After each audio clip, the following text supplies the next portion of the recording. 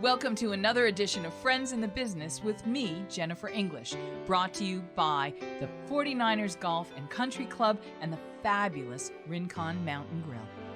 So throughout my broadcasting career, there are certain people who have become really part of my radio family, my narrative family.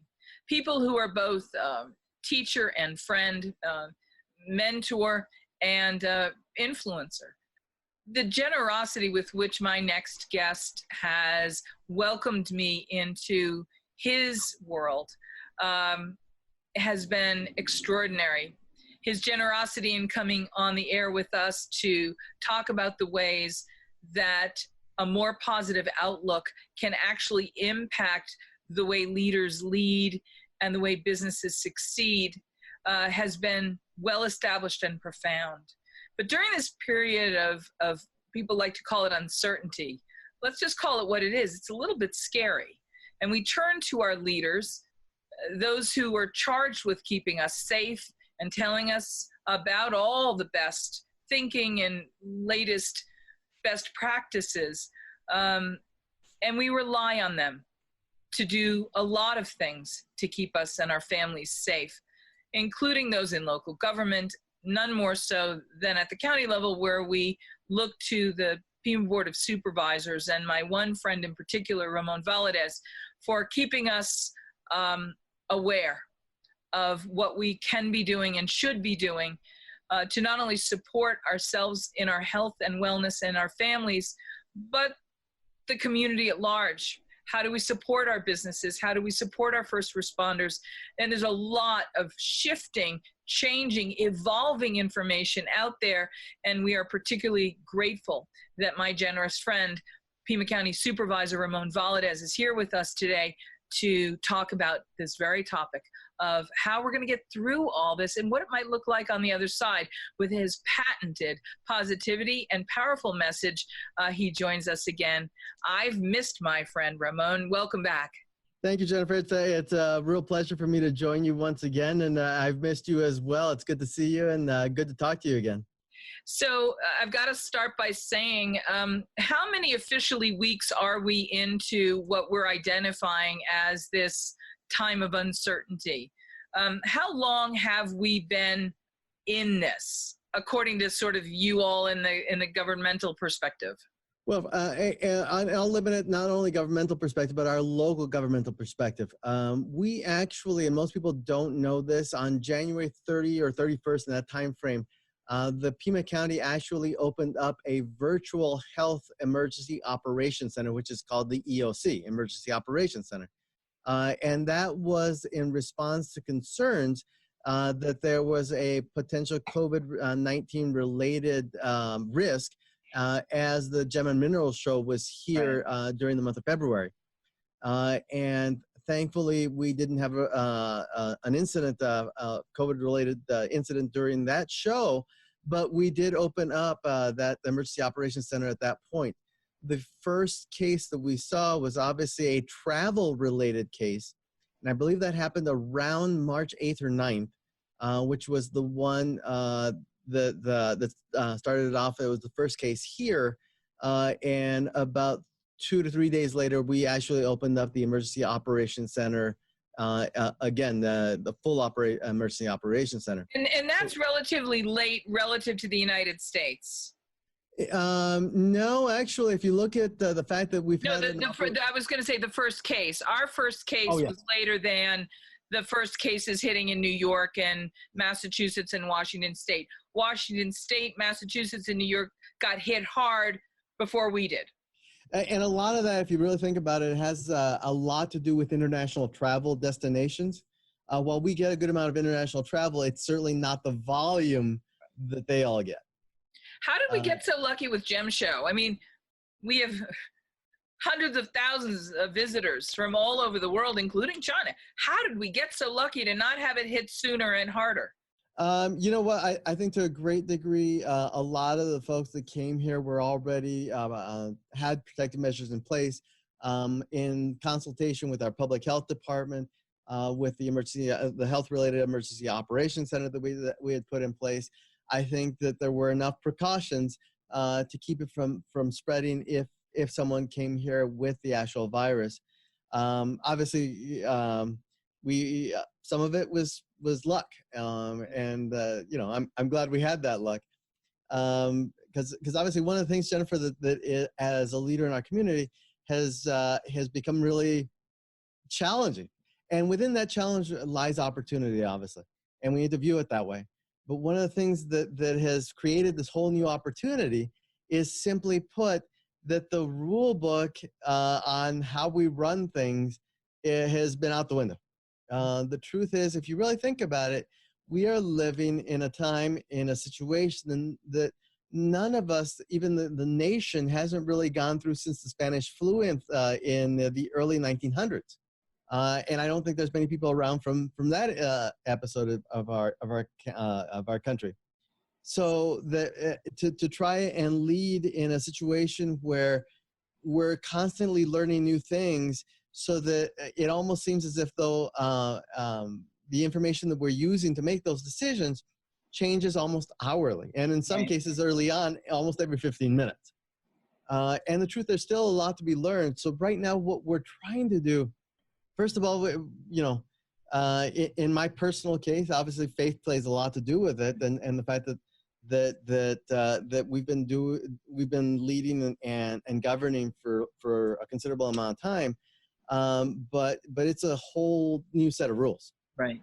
So that we have prioritized keeping our community safe and trying to blend in now, trying to reopen in a safe manner, because obviously I've seen several memes on Facebook, as I'm sure you have, that the loosening of restrictions does not mean the pandemic is over. Right. Now, one of the good news parts of it is, it appears, based on our public health department, that Pima County's peak has passed. Now, it doesn't mean it's over. It means that the high point has passed in Pima County, okay? Now, we were ahead in terms of reaching that peak than Maricopa County, and certainly Navajo County, who I think we probably need to say a prayer for because of the situation they're in. So we can see, but just because we're relaxing some of those restrictions nationally and throughout the state, you've heard it from the governor repeatedly. He has gone on record and said, hey, our dining experience isn't going to be the same, so don't expect it to be the same as it was before. Right. And he's not even sure if it's ever going to be the same. He said again, over and over, vulnerable populations need to continue the safe public health safety measures. And frankly, I think we all need to. When you look at even the board meetings that we're having right now, we've usually got at least 2 board members who are attending virtually. Mm-hmm. I'm wearing a mask even on the dais. Tomorrow is our tentative budget adoption for Pima County. And this is the first time that we've opened it back up to the public. But again, we're asking them to go through a wellness check, wear a mask, and we're going to have them sanitize their hands before they go into the room. The chairs where they can sit are labeled that they can sit and not sit, so that we make sure that there is physical distancing in place as well. So we need to continue, especially when you're talking about masks. Masks aren't as protective for the wearer. They're to protect everyone else from any microbe or bacteria or virus that we may be carrying. Because someone could be a carrier and not be sick themselves. Right now, from the nearest information that we have, is that a high percentage of carriers can be asymptomatic. Wow. That means they don't have any symptoms, but they're still contagious. Pima County Supervisor Ramón Valadez is with us, and I have to wonder, among the thousands of challenges that this moment in time has brought forward, what has been something that has really challenged you, that you would identify as one of the more significant challenges that we face as a community, as a family, really, in Pima County? If you think about it, I've already mentioned it a little bit, the constant change of information, the constant understanding of the science and the medicine related to the virus, constant changing of what is available, what is not, the constant changing of what information we've got and what information we don't. In truth, at one point I called one of my mentors up, and he was one of my mentors when I was in the legislature. He was a colleague there. He was my caucus leader. And I said, hey, how are we supposed to lead when we have a certain set of information, but 15 minutes later, it's different? I said, and my exact words to him were, I've got two things to lead with: instinct and faith. Now, obviously, I can do that, but it's, I'm an engineer by education, which means I like to do things a little bit more informationally based. So part of the challenge has been that we're learning as we're developing. You may have heard the video that I did on the nine criteria of coming out of and unwinding the public health measures that we have in place. Obviously, we're accelerating a little bit as a result of the governor's order. But we adopted last week standards for gyms and restaurants and pools and other public areas. And those were drafted specifically with the intent of not conflicting with the governor's order, because we obviously have to follow it. But again, our intent there is simply to provide guidance for those businesses and those organizations. And our ultimate goal has to be to keep our public safe. Right. Look, pandemic's not over. The virus is still contagious. The virus is still out there. Now, we are loosening our restrictions simply because our community has been very good, by and large, about following those public health standards. But we still need to have physical separation. Honestly, we should probably all be wearing masks if we can for a little while longer, still at least, to protect our vulnerable population. If you fit in one of the CDC health conditions or age, or you have a vulnerable person in your household, again, don't go out where you don't have to, right? And protect yourself when you do. Treat anybody you meet as a potential carrier, and treat yourself as a potential carrier when you're dealing with other people as well. Because I don't think any of us want to get people sick. I've been fortunate to have been given access to several conversations, interviews, and webinars on these topics as you have. But some of the statistics that have emerged include that there are 15 million people employed in the hospitality industry nationally, but that 1 in 4 new unemployment claims was coming from the hospitality, a full 25%. That's going to apply across the board. And in a community like Tucson, Arizona, that is a travel destination, that's a service industry community, as well as healthcare and technology. But that we really do rely on our resorts and our restaurants. And with that impacted as significantly as we have been, we have to do two things with data. And I know you're a data guy. And I know that when you talk about being a decision maker in both faith and instinct, you also, the third part of your triangle is always data. You can't have the decision triangle not include the data as well as, your faith and your information. Talk for me about the fact that the restaurant and hospitality industry has been hit particularly hard. And what are the up-to-date numbers that you're hearing about how our business has been impacted and how our friends in the business have been challenged? I'll tell you what, and I can speak from having had some of those conversations with some of the folks in the industry itself, particularly the restaurant industry.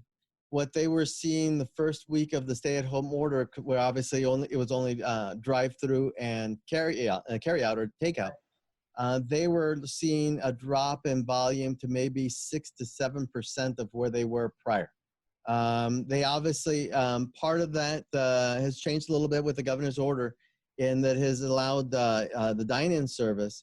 But last week during the week, and obviously the heavy dining was probably going to be during the weekends, but during the week they saw double that. But that's still 12 to 14% of what they were doing previously. And if you were, you know better than I do, even that, particularly when you're talking about the restaurant industry, the margin is small. So they are being hit particularly hard, and particularly those that are not chain, those local restaurants, I worry for them considerably, because part of the belief has been, okay, we're opening the doors, our problems are solved. The truth is, there's a second component to that. I talked about the conditions that we put in place last week. There were 17 recommendations for restaurants that we put into regulations. Well, temporary regulations during the emergency period.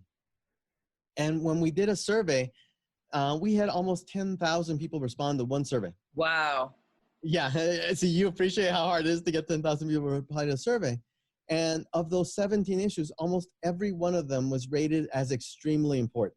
Yeah. So that leads to the second component, because you can open your doors and therefore create the supply of a dine-in experience. Right. But the second component is there a demand, which means your public, your customers feel safe going to dine out.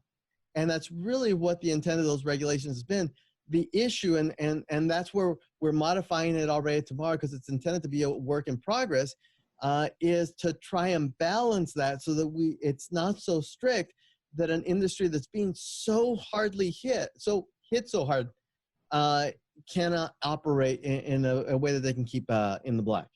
The hospitality industry, think about this. During the summer months, a lot of their traffic, a lot of the food and beverage is going to be through some of the local folks who are looking at staycations, going to the pools, enjoying the dine-in service, the bars, the experience of doing something at the resort. So that's where they're having a conversation with us, and what can we do to kind of help that while we're trying to maintain this bubble of at least as safe as possible. And that's what I keep referring to as safe as possible within the current pandemic. You and I have a very aligned spiritual positivity to the way that we look at the world and the way that we move through the world, the way that we celebrate life. And one of the things, this is going to sound like a funny question, but during this period, I can't think of anybody that I know that would be more likely to have had lots of positive experiences. And I want to shift our conversation a little bit into the positive, because it's where you and I align and sort of feel the most positive and comfortable. Will you talk about what has come to you in a very positive way through this experience, and how will that inform you as a leader in our community? Wow, that's an interesting question. I would tell you a couple of things have happened that have made it challenging. As you know, I lost a dear friend of 31 years and my colleague, Supervisor Richard Elias, at the end of March. And he was chairing the board at the time.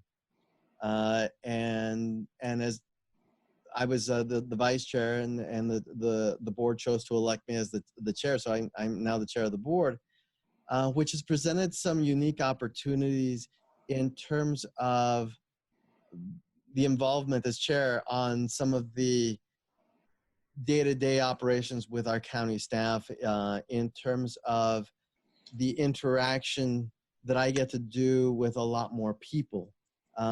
Because obviously as the chair, you don't have any additional powers than any of your other colleagues, but usually when it comes to making statements, when it comes to talking to the press, when it comes to doing those things, you're expected to step up and do those things. And one of the things that I have found, and I learned this from my friend, the mayor of Tucson, Regina Romero, and obviously Adelita Grijalva has also chimed in on that one.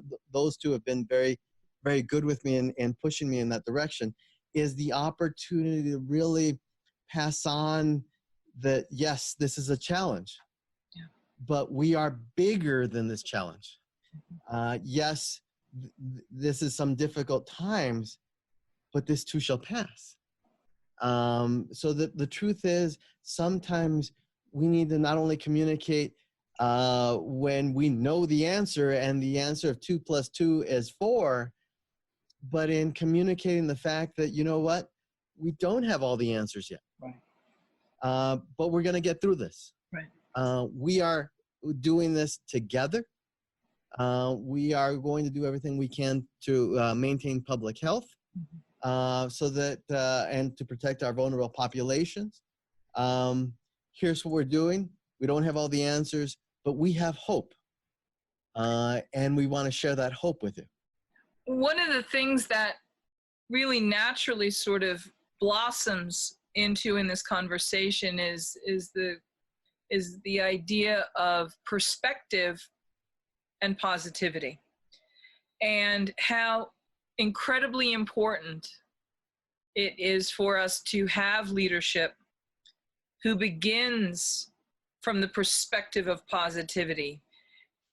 And with so much fear around the unknown, about the severity, about the truly deadly consequences that are potentially out there, prompting us all to change the way we live, that the need for us to be positive has never been more important. Would you talk about how all of us, even in the face of the fears that are landing on our doorsteps, even in the face of this fear, we can do much to control how we perceive what's happening through our perspective.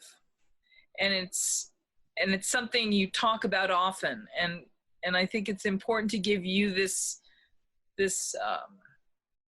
platform to say to so many of us that which you not only genuinely believe, but have inspired in me and others. This is actually a moment that calls, in my mind, for such a positivity. Will you address that, please? No, absolutely. You know, one of the things that you and I have talked about at length and often is, you know, whether your attitude and your outlook is positive or negative, it's contagious. Right. If you have a negative outlook, that's contagious. If you have a positive outlook, that's contagious. Look, we've got enough challenges outside of this room right now, okay?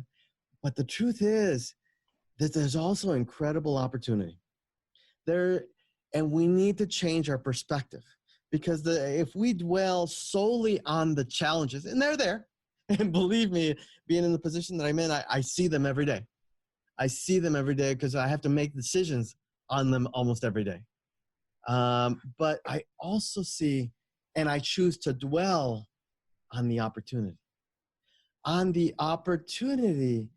to make the difference, whether it's one-on-one, on the opportunity to get a message out of hope, on the opportunity to make a stupid joke and laugh with my wife, on the opportunity to be on the phone or FaceTime with one of my sons and just enjoy them, on the opportunity to reach out to others and allow my attitude, my hope, to be contagious to them. Because right now, and we have to be very careful in this, because we require the physical distancing, it doesn't, and you'll notice I use the word physical distancing. And one of my colleagues, Supervisor Villegas, likes safe distancing, both, and I encourage people to use those two words, not social distancing. Right. We are social animals by genetics, okay? Because we require to maintain a physical distance doesn't mean we have to socially distance. I actually do virtual coffees where I grab a cup of coffee, a friend of mine grabs a cup of coffee, and we jump on Zoom. And we have a cup of coffee like we're sitting across from each other, like you and I are right now. And we allow the positive energy to just come across. Now, part of what I also do is, remember, I get a lot of emails, and some of them aren't so positive. Right. And it's important that I know the content, so that my staff helps me understand the content of what's coming across. And I'll pick one or two a day, and I'll read through them, but I allow them to really kind of do the big picture and give me the content of what I need to know. In other words, it's important to limit the amount of negativity we take in, okay? And if you'll notice, I get a lot of joy from those little things, the interrelationships that I have with people. But I don't dwell on the situation we're in right now. Right. I don't let it consume me, because that would require, that would be very difficult to overcome. Okay. I read a lot of positive things. I choose to read a lot. I choose to listen to positive affirmations, positive podcasts, so that when I actually hear something, I can surround it with those positive sources of income. Remember, our body, I think we can all accept, our body is what we eat. Our mind is what we consume. If all we consume is about the current pandemic and everything that's going wrong, then that's going to be what's coming out as well. And it's going to be very difficult to be positive. So I'm not saying ignore the situation, because you can't. Certainly acknowledge it, realize it, take the measures we have to be safe, but make sure you have positive coming into your life. Read, listen to podcasts, read a good book. If it's your calling, read the Bible. Fill your life with positivity. Call a friend and just laugh. Yesterday, my wife dropped something on the floor. I don't even know what it was. And the way it happened was so funny. The two of us were sore laughing. And, you know, that is like what I remember about yesterday. Allow those positive interpersonal relationships to be what you dwell on, to be what you remember. And then before we go to bed, visualize, what was the best thing that happened to me today? And then think about, what's going to be the best thing that happens to me tomorrow? Because as we visualize, those things are going to happen. We're prophesizing our own future. So if you'll notice, yes, I acknowledge the negative. And believe me, there are a few people who are more aware of it than I am.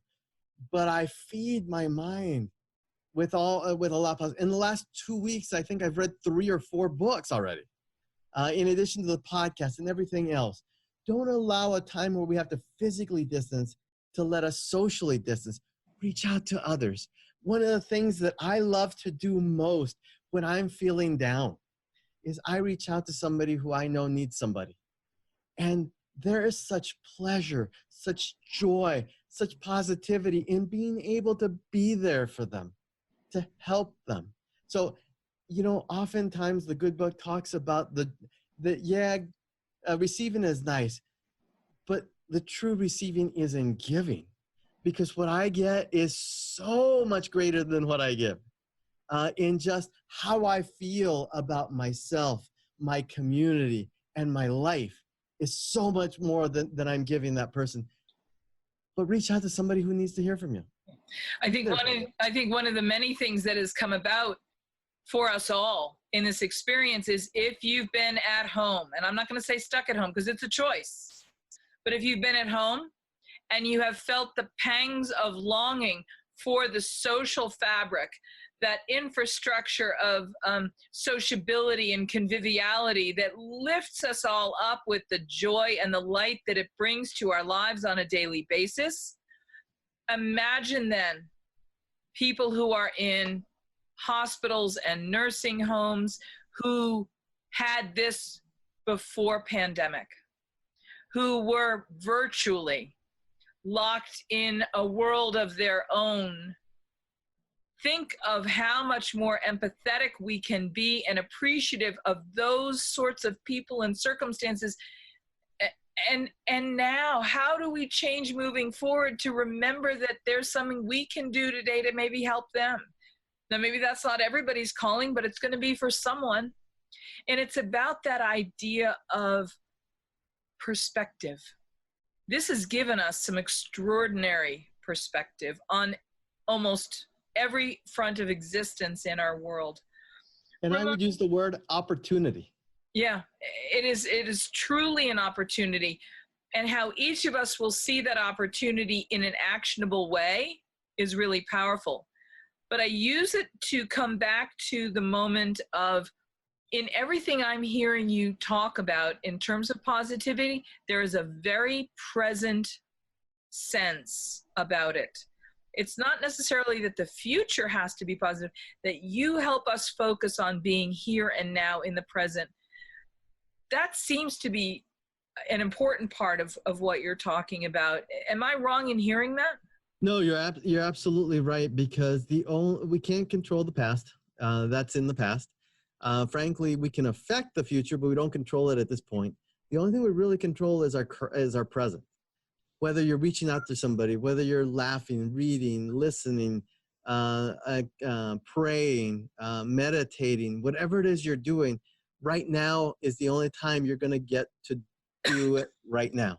Right. So it's important that what we're doing is perspective shifting from the challenge to the opportunity, because the opportunities are great. It's just we got to shift that perspective. And as we shift our perspective, those around us will be contaminated with that attitude too. Instead of being a negative contamination, it'll be a positive contamination. Remember, we affect the sphere of influence around us. And we make it possible a lot of times. Friends in the Business with me, Jennifer English. Always an interesting show with the 49ers Golf and Country Club sponsoring this, that we're very grateful for.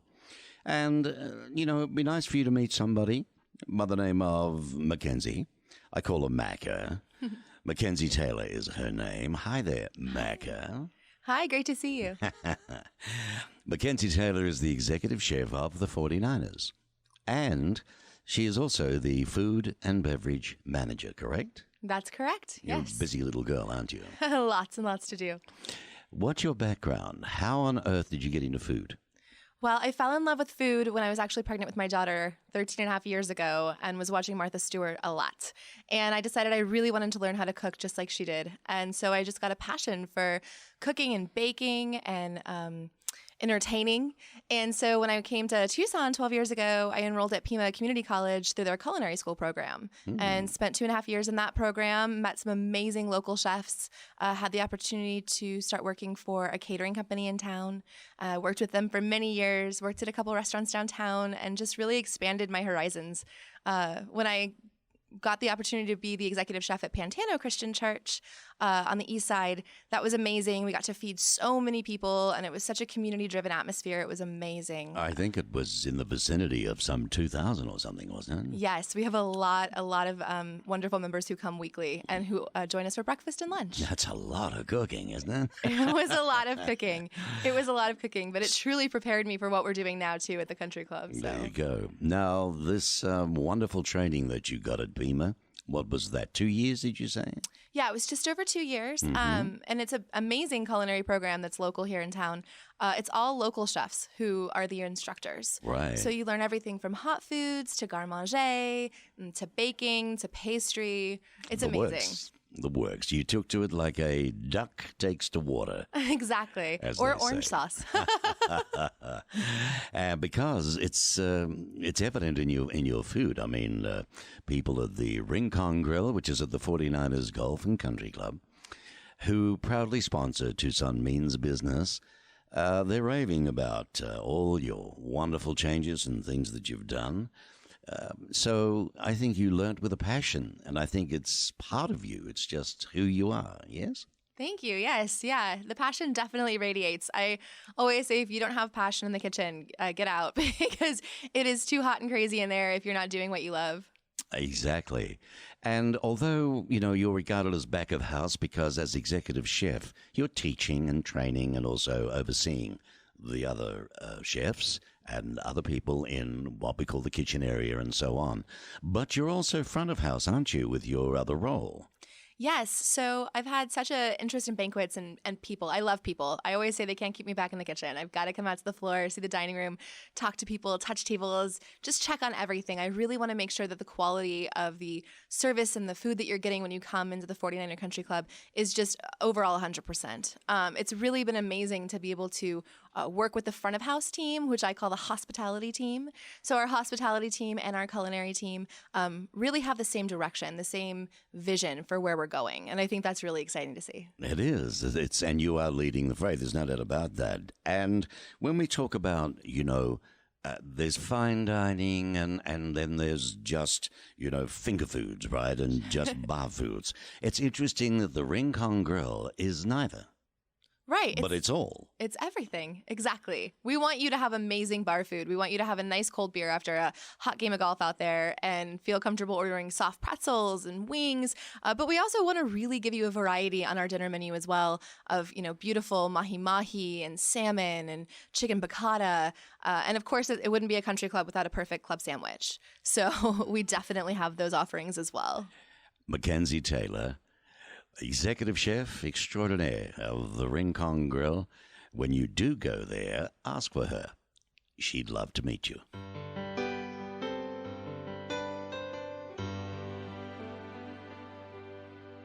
We're not talking about business per se, but the fact is that when we have this conversation, we are absolutely talking about business and not any one industry, although we did mention the hospitality industry being particularly important to the Tucson economy and culture.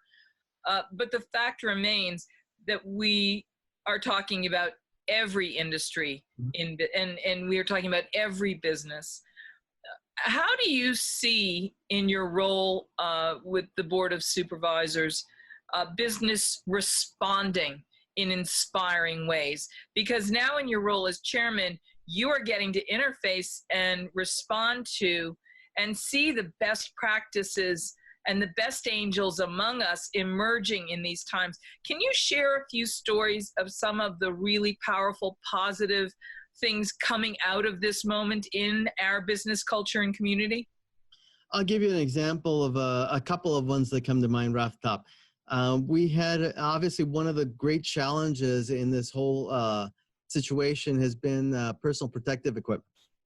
In a lot of cases, gowns or protective coverings. So that we had a local company who is in the aerospace industry who now is manufacturing gowns for healthcare workers. Oh, wow. Because we couldn't get them. We have another local business who is in the 5G space in terms of basically radio communications or the next generation of cell phones.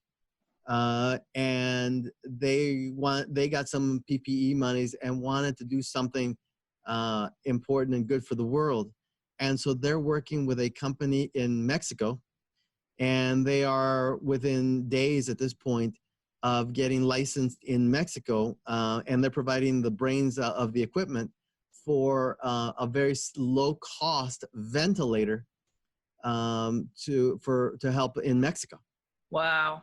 And so they're doing the final testing right now before they're doing, and obviously that's not something they had to do. Did it make business sense? It's questionable, but we see people stepping up. We see businesses stepping up. And over, we see a lot of cases. One of the most wonderful things that we're doing is that we decided to do an essential workers campaign on social media. My office has. And so we ask people to recommend people who are essential workers who have been working throughout this entire time. And we ask them for their picture, and then we write a story about them. I mean, Jennifer, you know me, so I love doing that because you're recognizing people a lot of times for doing what they would have been doing anyway, but they're still doing it. And to give them thanks and gratitude and recognition. Again, it's about sharing that positive social experience. And now, you know what? How many times did that person go to work and feel unappreciated? Right. And then today, they're on social media streams being thanked by a local elected official and in large part by the entire community for doing their job because their job was so important. You used the word previously, opportunity, to define any manner of things that this moment in time has afforded us. Will you talk about the redefinition of opportunity in this moment in time? I think it's really funny because I think it's human nature. And at the beginning, I think all of us felt a little challenged. Oh my gosh, what are we going to do? We didn't know how many people were going to get sick. We were being told that there was a high mortality rate, that the mortality rate was much greater than that of the influenza. And for Pete's sake, we didn't even know in what ways we could get the COVID-19 virus. And so I think, it was absolutely normal to kind of dwell in that reality. But as we're going around in that reality, you have to realize that that leads to a really negative end, and really kind of wears you out without, I guess, when I say opportunity, I look at opportunity as the ability to make a difference in someone else's life.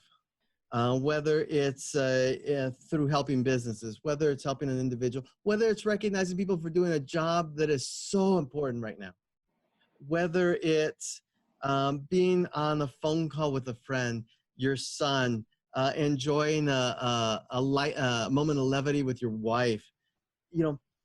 A lot of times I think that our life has been so fast-paced that we have forgotten the value of the small things. When I say opportunity, sometimes they're large, but most often they're those small things. Well, when it comes to improving and enhancing the lives of others, I like to define opportunity as privilege. The privilege is not that I get to cut to the front of the line or I get the best seat in the house. To me, privilege is that moment where you are able to live the service that you're called to do. Which of course I marvel and cheer you for doing in your role in your public life.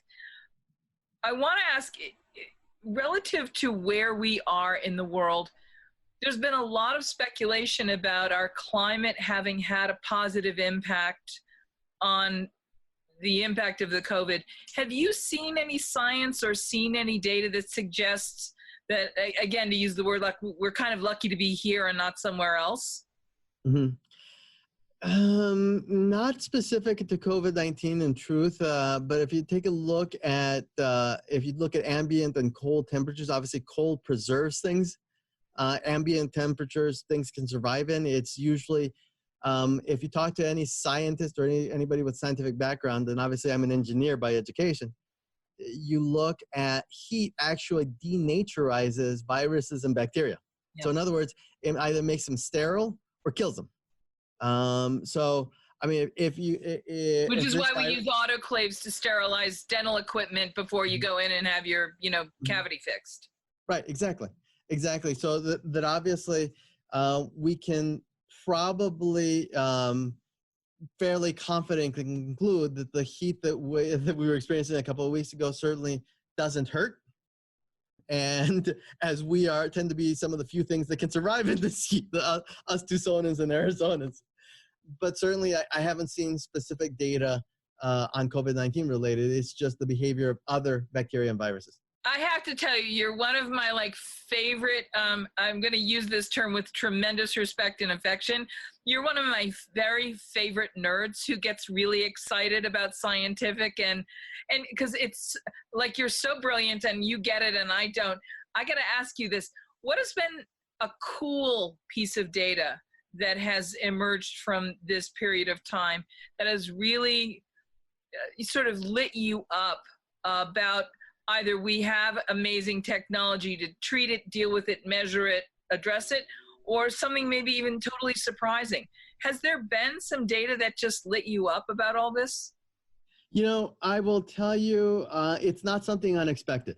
And it's not necessarily data. If you look at Tucson and our community, every time we have traversed through trauma, whether it was what happened to Congresswoman Giffords, or January 8th, we're really unique in that you see this gelling of the community, and we've seen it here where people are willing to be there for others, willing to say, "Hey, lean on me." Whether it's in supporting our healthcare community, whether it's in taking care of our vulnerable populations, whether it's in just showing up and doing your job that's so essential today. And if you didn't do it, other things were going to happen that weren't so positive. It's just, we see this gelling of this attitude. It's almost a spiritual. You and I have talked about our region kind of being this way. It's almost a spiritual coming together as we become part of the whole of what makes our community so wonderful. So it's not surprising, but it's been wonderful to see as well. I have to report that I could tell you 100 stories about people that have risen to the moment. From the team at La Cocina downtown, preparing meals for displaced and out of work hospitality industry workers who didn't necessarily qualify for unemployment insurance, or that still have a job but only have a job maybe one day a week. That the family, Joe and Schneider and her family are feeding these people in the industry when they can't.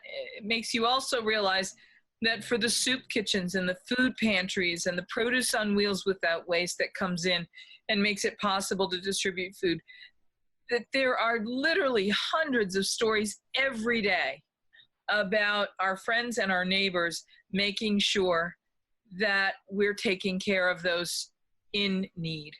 And because so many of us rely on the hospitality industry as that sort of first line of philanthropy. You know, we're having a little fundraiser at my son's school. Can you donate a gift certificate? Those are the restaurants that always are asked first and that always come through. Well, now all those waiters and waitresses and bartenders and busboys and dishwashers are without work, and we're all finding ways to help pay them back in a way for that which they've so happily donated to us and given to us. To me, those are the stories that are really articulate representations of who this place is and who we are as a people. And you know what? I mentioned earlier about the essential workers. If anyone knows of somebody who we can recognize, we'd love to recognize them. Just get us their name, information, and why we should recognize them, and just send it to dist2@pima.gov, and we'll be happy to and also how to communicate with them, by the way, so that we can get a picture and talk to them a little bit. dist2@pima.gov? Yep. We'll put that up on our sites. I have to say that all of the first responders and then all of the county employees that I've encountered at the courthouse and anywhere and everywhere that are showing up and doing their job and doing it with respect and dignity. I just want to salute them all, and I'm sure there's no shortage of people being nominated for these honors. But if you know of any by name, please send them to us, and we'll be happy to recognize them. We've only got a minute left, and I'm so grateful for your time. I'm going to give you the last word. What do you want to leave us with? What do you want to say and share with us? You know, we talked about it a little bit, or considerably, in terms of that perspective, okay? It is easy to be consumed with what's going on. It is easy to be frightened, and it's okay. We're human beings. That's okay. There's nothing wrong with that. What we need to do is, there are people willing to help when you need the help. And when you don't need the help, reach out to somebody. Give them a call. Be on Zoom. In a time of physical distancing, let's not social distance. Let's understand the importance as human beings of the connection that we feel. Let's understand that Tucson and Pima County is a special place that connects us all together. And let's not only derive value, but great positivity and opportunity for the future from those energies. I could talk to you all day. I wish we had more time. I don't want it to be so long between our last visit and our next. Thank you for everything you're doing. And I want to say particularly, because we haven't had you on the air with us since the loss of Supervisor Elias, would you just, in the minute or so that we do have left, would you just talk about that extraordinary leader and man of character? Richard was a man of very strong and passionate beliefs, who actually was a warrior for those many beliefs. And whether or not you agreed with him or not, you certainly admired him for both being willing to step up, fill the gap, and fight for those and what he believed in. He was a man who was not only a community leader, but a husband, a father, and a brother. I still have 3 recordings from when he left them on my voicemail that I haven't gotten rid of, and I played it for some of my colleagues. And every time I think about Richard, as you can tell, I'm about ready to just start laughing, because we were friends for 31 years. And when I talked to his brother, I said to him, or his brother told me, he says, he always thought of you as a brother. I said, I know, Albert. And I said, and we fought like brothers sometimes, but what that meant is that you were always going to forgive each other, and you always had each other's back. And so this is, as I said, a brother, a father, a husband, a leader, a warrior, a very man of strong convictions, somebody that I had the honor of knowing and working with well for many, many years, who I miss, but who I celebrate every time I laugh at those stupid memories that I've talked about making. And that's the value of those memories that I'm suggesting that we all use as opportunities, because I laugh every time I think about Supervisor Richard Elias, because we have so many memories of dumb things we did, or jokes that we told, or bad jokes that he told on days that nobody else laughed at. How do you not laugh at what he contributed to my life and be thankful for them? Sounds like you're describing joy. Yep. And that's what we need to seek in this time with each other. Holding the beacon, that joyful beacon from that leadership position which you now hold. I hope that everyone can see the light from that torch that you're holding up for us, and that may the next days, weeks, and potentially months to come, as we continue to, I don't want to say battle, but experience and rise to the challenge of this moment. I want to thank you for holding that up and making it possible for us to remember and to keep the faith that there is in fact joy, and that we are all in this together. And I don't know if I say that, Ramón, is it more important to focus on the us or the together? What part of all in this together do you think is most important? The this or the together piece? Together. We are social by definition, by genetics, by who we are. Together, we're in this together. Yeah. We will get out of this together. We will have hope together. We will continue our faith together. And when this is over, we will be better together. Thank you very much, my friend. It's been good to have you with me. Thank you, Jennifer. It's wonderful to see you again and to be with you. Thanks to the 49ers and the Rincon Grill, we trust you enjoyed Friends in the Business with Jennifer English.